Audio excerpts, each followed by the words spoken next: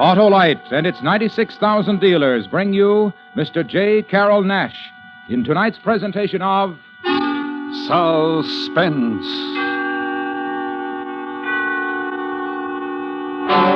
Tonight, Autolite presents a story about buried treasure, a real buried treasure, and a curse, a tale we call The Treasure Chest of Don Jose, starring Mr. J. Carroll Nash.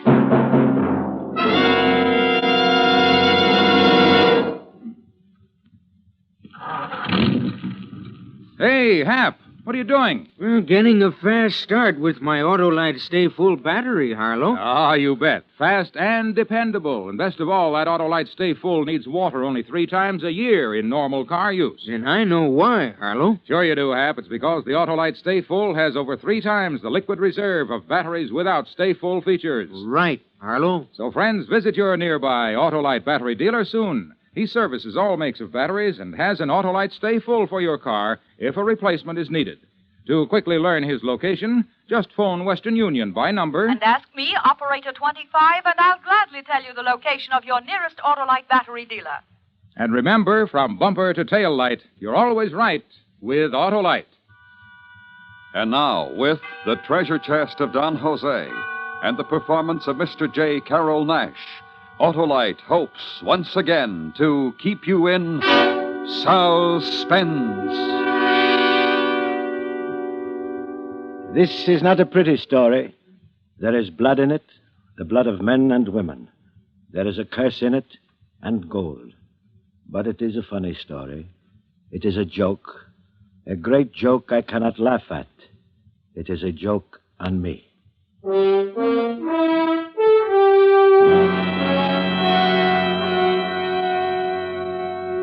In matters of this sort, secrecy is of the most importance. In matters of this sort, no man is your friend. Once, I had a friend. We lived together in my little house on Black Cay down in the Gulf of Mexico. But then the hurricane struck, and everything was different. The wind blew for 2 nights and a day, and when the waves piled up on the quay and swept away the house, it was my friend Pedro who dragged me away unconscious and lashed me to a ring bolt on our little dock and saved my life. Next day, the sun was shining again, but there was nothing left on my little island. The splintered planks that once had been the house of my father were scattered among the stripped palm trees, and even the big chimney that was built by my great-grandfather was a pile of broken bricks. There was nothing but blue sea and a bright sun and heaviness in my heart. Even the chimney. What would you expect from such a wind?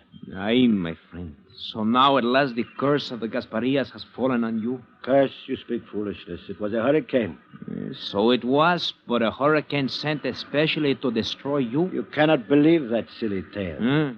Did not your father perish from a bolt of lightning that struck him from a cloudless sky? The doctor said it was a heart attack. And your grandfather pulled into the sea by a giant octopus? He was washed overboard during a squall. And all because of his father, Don Jose, the king of the pirates? And the curse put upon him and all the Gasparias by the beautiful Doña Margarita, who preferred death. Oh, you prattle like a schoolboy, you who have never been one day to school. Come, we will clear up this mess and build the house over again.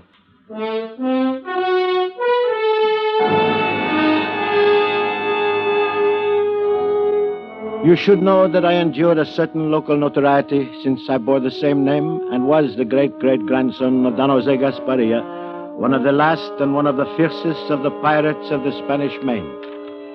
This was much less interest and concern to me than it was to my friends and acquaintances among the Florida Keys.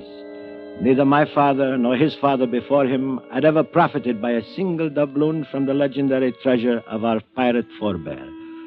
As to the curse pronounced on Don Jose by the proud and virtuous Doña Margarita, I gave it as little credence as I did the recurrent tales of Gasparia's buried treasure. But that was before Pedro and I set about clearing up the hurricane's mess. We were stacking brick from the demolished chimney when Pedro made a discovery. Jose, look at this. What is it? Seems to be a box, a little iron box, the size and shape of a brick. Well, let me see it. There was a lock there, but it's rusted away. Hand me that pinch bar.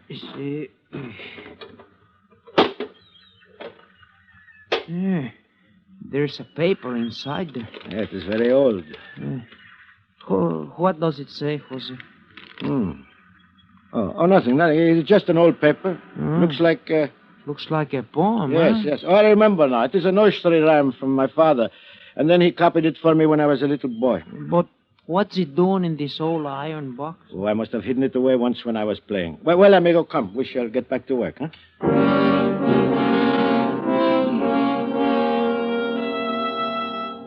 It was a lucky thing Pedro could not read. Nursery rhyme. That rotting piece of parchment said, "On Dog Buddy's Island you could fare worse if there you will Don Jose's curse. For there, 33 yards south-southeast of the Rocky Guards, you'll find a pleasantly fulsome measure of Gasparia's earthly treasure." There could be no question about it. Here was at last a tangible clue to the hidden goal of my ancestor. It was mine if I could find it. And why should I share it with anyone, even Pedro? I was the rightful heir, and I would claim it all. So that night I took our only boat and rowed to the mainland. I spent 2 days in the public library in Key West searching the old charts before I found Dog Buddy Island. It was a tiny sand spit near the tip of Cape Cod. I withdrew all of my money from the bank, bought a suit of city clothes and an airplane ticket north, and the next day I was standing on a cold, windy Massachusetts beach talking to a suspicious real estate agent. No, sir, I ain't heard this called Dog Body Island since I was knee-high to a grasshopper. Where'd you hear it called Dog Body Island? Well, I really don't know. Some friend of mine down south, maybe. Well, it's called Sprague Spit now, ever since old Captain Sprague bought her up. Of course, she always was connected with the mainland at low tide. You can see the sandbar over yonder. Yes, I see her. Now, about the house. Well, there she is, just above that point of rocks. Just a summer cottage.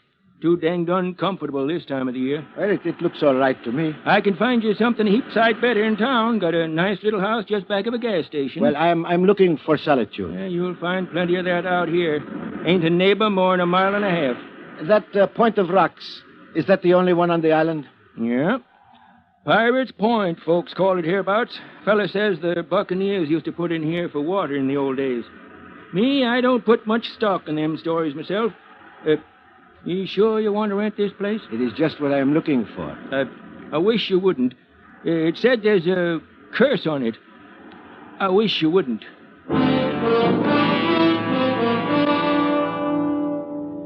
It was perfect.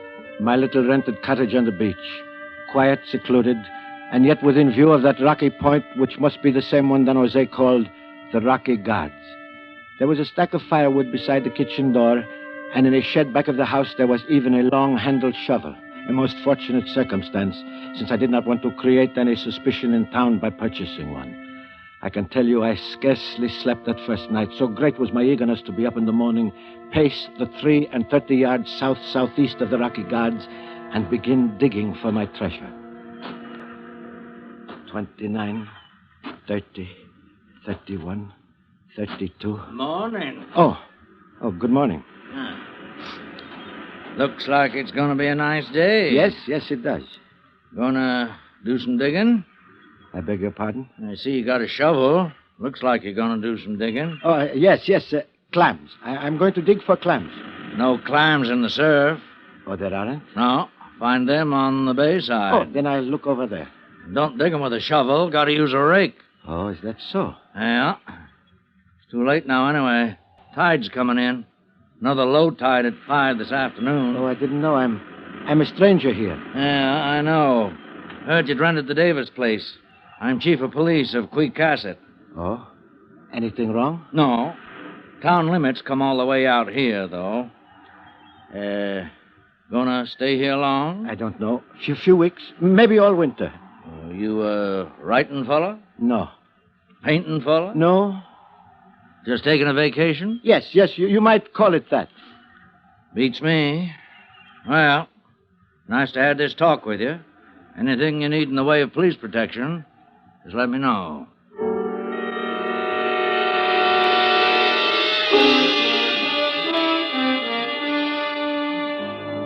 He couldn't know. How could he know? Nobody knew about the treasure clue but me. Yet he seemed so suspicious, and he asked me so many questions. Well, I went back to the house, sat by the window until he was out of sight up the beach. But by that time, the tide had come in and the treasure was buried by the ocean. So I waited until 5 o'clock when the tide was low. And then, carrying a gasoline lantern, I paced off the 33 yards south-southeast of the Rocky Guards and set to work. Although the evening was chilled with a brisk breeze blowing in from the sea, I soon had shed my coat and was dripping with perspiration. I lost all track of time and place and my own identity. I was a machine attacking the wet, sliding sand with huge bites of my shovel, widening the hole as it grew deeper until my lantern threw long shadows across the opening that had now become large enough for a coffin. Then my shovel hit something solid. I reached for my lantern, and there, under its lifeless green glare, was a section of rotting wood. I shoveled wet sand to one side. There was a rusted iron strap. I had found it. An iron-bound chest. The treasure chest of Don Jose Gasparilla. It was almost too much to bear. Suddenly my dampened shirt chilled me, and I was seized with a fit of shivering. Then I began crying like a frightened child. How long I crouched there in this agony of relief and joy, I cannot tell, but suddenly, above the sound of my own sobs and the pounding surf and the sighing wind, I heard voices.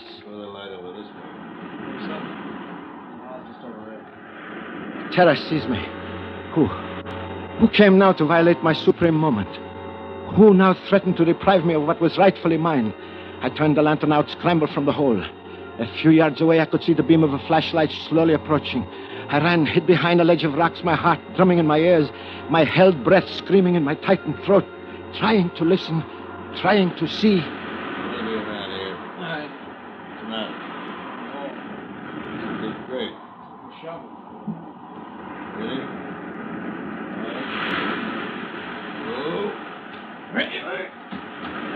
What were they doing? Did they know? At last it was quiet. I watched their light as they made their way across the island toward the bay. And then after a long time, I heard the cough of a motorboat. Still I waited until the sound of the receding motor was lost in the sighing wind and the hiss of the nearby surf. Then I lit my lantern and went back to my diggings. The hole, it was half filled, and suddenly my terror turned to rage. What had they done? I began digging savagely. But almost at once my shovel hit something that was softer than the chest and yielded to the pressure. I seized my lantern, crouched over for a closer examination, and found myself looking into the still open and vacantly staring eyes of a corpse.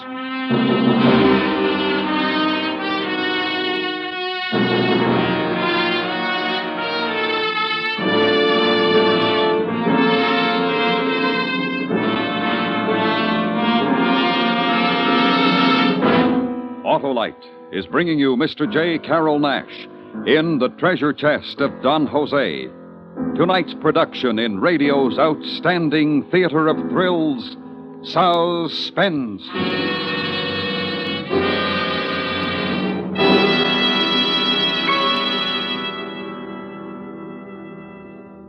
Say, Harlow, wait a minute.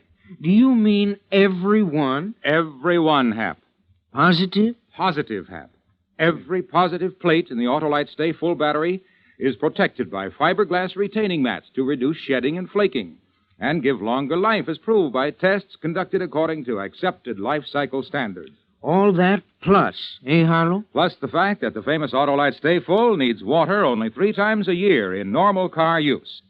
Yes, the Autolite Stay Full needs water only 3 times a year in normal car use. So, friends, visit your nearest Autolite battery dealer and ask him about an Autolite Stay Full battery for your car if a replacement is needed. He services all makes of batteries, and he's conveniently located.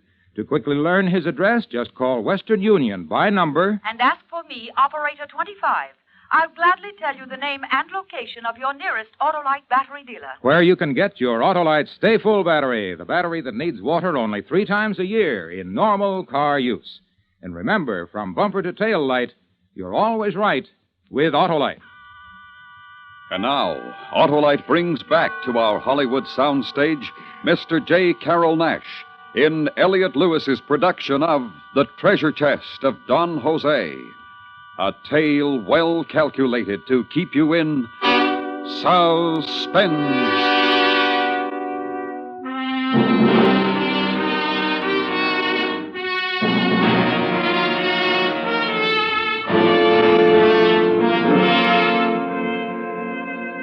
For a moment, as I stared into the open eyes of the corpse, I had a strange feeling that he was one of Don Jose Gaspario's men buried with the treasure chest to guard it through eternity. But this was ridiculous. The man was only recently dead, no 100-year-old skeleton. And he was young and well-dressed, yet he stood between me and my treasure. Was this then the curse laid upon Don Jose, come to rest at my feet? With the greatest effort, I covered the grisly guardian of my fortune. By then, it must have been close to midnight. The tide was coming in. I dragged myself back to the house, tormented by 1,000 anxieties.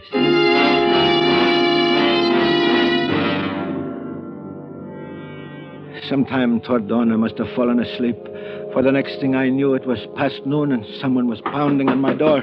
Hey! Anybody home? Just a minute. I'm coming. Oh, it's you, Chief. Good morning. Afternoon now. What? Oh, I'm sorry. I was sleeping. Thought you was dead. Dead? Yeah. Took long enough to waken you. Excuse me. I had insomnia most of the night. Insomnia, huh? Mean you was awake? Yes. Most of the night, you say? Why, yes. Hear anything peculiar out here? No. What do you mean? Prowlers or such? Why should anyone be prowling out here? Didn't say there was. Asked if you heard anyone. No, I didn't. Got to check. This being in the town limit. Why? Is anything the matter? Yeah. Kidnapping. Murder, maybe. Murder? Yeah. Ain't you heard it on the radio? I haven't got a radio. Sure. Great consolation for a man living alone. Well, what happened? Tell me. Young Harvard fella, sinful rich. His father paid the ransom, $20,000. But the kidnappers didn't deliver the boy. Got a 3-state alarm out for him. Think they're on the Cape somewheres. We're just checking. What makes you think they'd come out here? Oh, don't know. Hunch partly because somebody borrowed one of Jen Chantry's boats last night. Found a blood stain in the cockpit this morning. Didn't see him, huh? No, I told you I didn't. Yeah, so you did. Well, we'll catch 'em, of course, if they're on the Cape. Sooner or later, we'll catch 'em. Ransom money's in small bills, all marked. They'll get hungry sooner or later and spend some. Besides, we got a pretty good description of 'em. Let me know if you see or hear anything. Yes, of course. I'll be glad to. Yeah, just checking.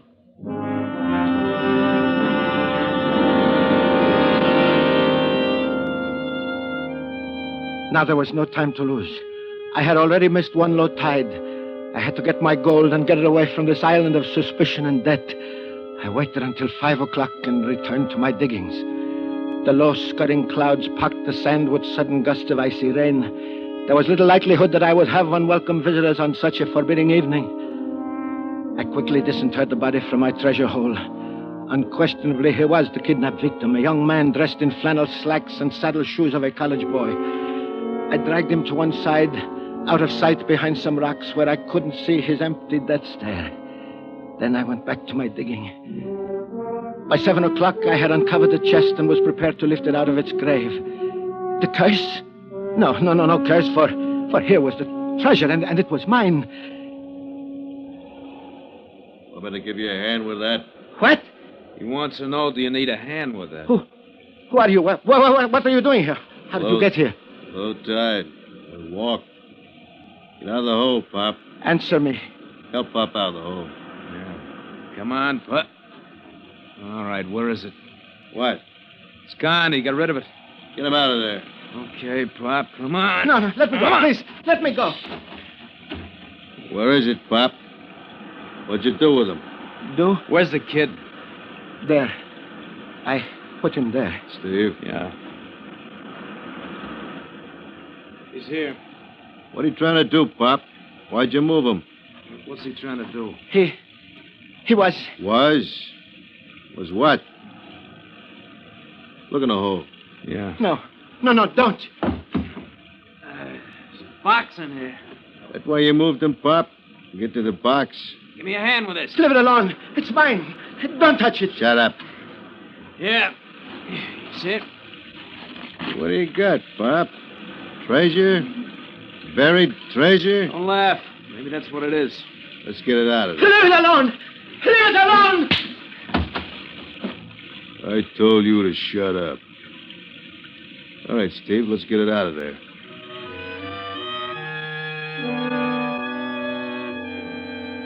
There it was, my treasure, in the sand-covered, iron-bound box. Only it wasn't mine. Not while these two hoodlums stood over me with clenched fists and poised boots. At gun's point, they made me grasp one of the rusty handles, and one of them lifted the other, and they forced me to help carry it toward the house. My treasure, it was mine, and nobody could take it from me now. I must find a way to rescue it. When we got inside the house, they yanked open the chest and emptied one of the canvas sacks, its contents cascading onto the table in a golden stream of doubloons. Well, what do you know? Gold. It's mine.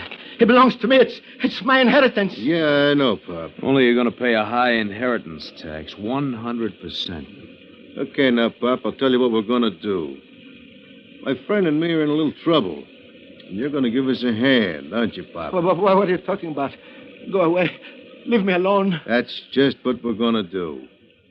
We're leaving, and we're taking that bright, shiny stuff with us. The treasure is mine. But we're going to be fair. More than fair. We're going to give you $20,000 in nice, up-to-date American money. How do we know? Maybe that junk of yours ain't worth half that much. Your money's marked. It's ransom money. That's beside the point. This dough of yours won't work in a cigarette machine, you know. Gonna have to go to a lot of trouble to cash it. What was that? Window blew open. It's rained like the devil outside. Better get started. No, I won't let you. Let's take it easy, old man. You got no complaints. You're 20 grand ahead of the game. What the? Look at this, Jeff. Wind blew a piece of driftwood through the window. Come on, we gotta get out of here. All right, let's go. Grab one under that chest. Wait a minute, you forgetting something? What? A sack full on the table. Oh, yeah. Here, Pop. Here's one for you as a souvenir.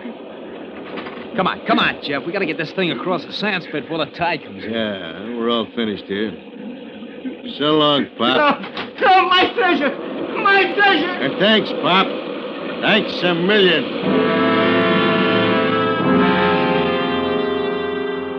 And they were gone, walking slowly across the dunes with a heavy burden. I watched them, unaware of the sheets of rain driving through the open door of the cottage, unaware that the house itself was shuddering from the impact of the storm, unaware that the wind had shifted from northeast to southeast. And suddenly I became conscious of my great danger. The tin frame cottage was creaking and shaking.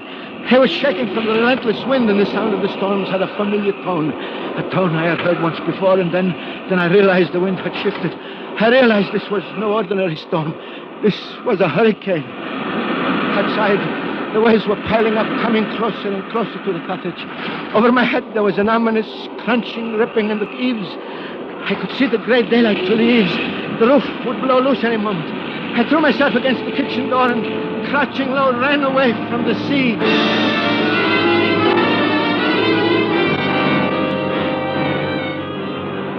Down behind the shelter of a high dune, I stumbled against the cranberry bush and fell flat, spread-eagled on the sand. And suddenly the wind stopped, the rain stopped, and there was the calm of death. It was the center of the hurricane, the eye, the moment of respite before the final fury of the storm. And I remembered the curse and wished aloud for its fulfillment. And there was no sound but the booming of the furious surf, and then there seemed to be a distant human cry. I looked toward the rocky guards.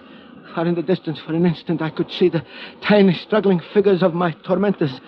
And then a giant wave crashed down on them, and the spit disappeared in boiling, angry water. And the wet heavens descended again, hurled upon me by the tail of the hurricane.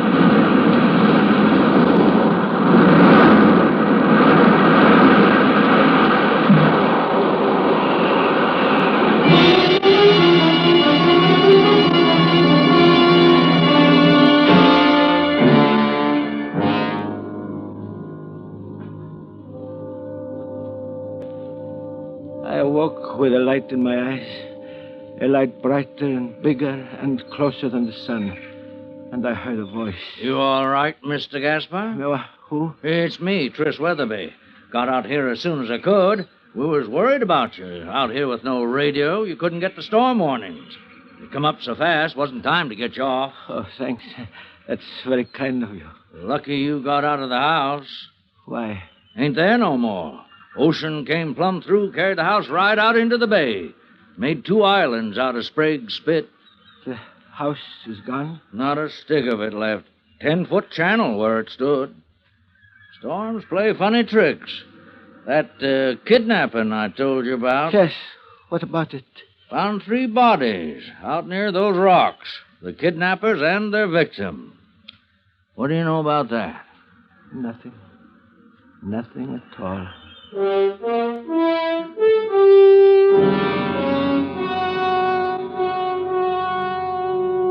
It is a very funny story, no? But I cannot laugh. The joke is on me. You don't believe me? But look, here is the gold doubloon. All that is left of the treasure chest of Don Jose. Yet I know this to be true. There is a treasure. I saw it, held it, and that treasure still exists. Only now there is no map. But I can tell you, in the rocky surf near the 2 islands called Sprague's Spit, if you will dare the curse, is the treasure chest of Don Jose.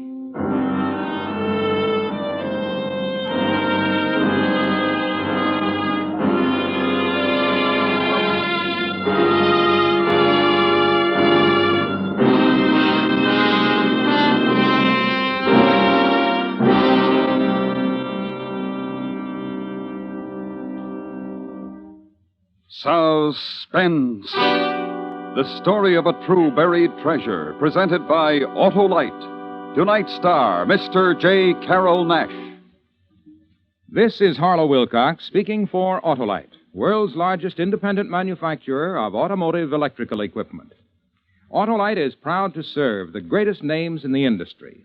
That's why, during the early months of 1952, the Autolite family is saluting the leading car manufacturers who use Autolite products as original equipment. Our Autolite family is a big family, and it's made up of nearly 30,000 men and women in Autolite plants from coast to coast and in many foreign countries. Our family is also made up of more than 18,000 people who have invested a portion of their savings in Autolite, as well as 96,000 Autolite distributors and dealers in the United States and thousands more in Canada and throughout the world. Our Autolite family will salute the Chrysler division of Chrysler Corporation on the next Autolite Suspense television program. If you live in a television area, check the day and time of Suspense on television so that you will be sure to see this show. And remember, be with us next week for another thrilling Autolite Suspense program on radio.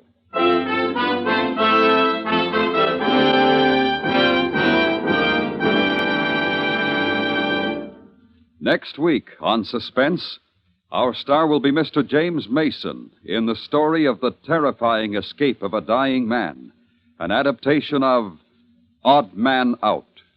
In weeks to come, we shall also present Miss Barbara Stanwyck, Mr. Richard Widmark, and Mr. Herbert Marshall, all on Suspense.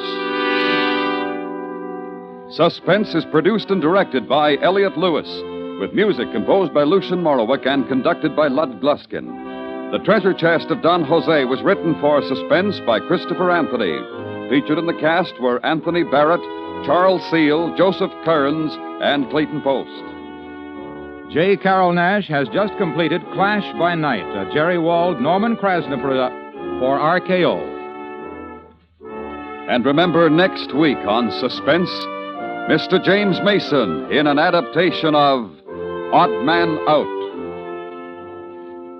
This is Harlow Wilcox again to ask if you have time to send a dime.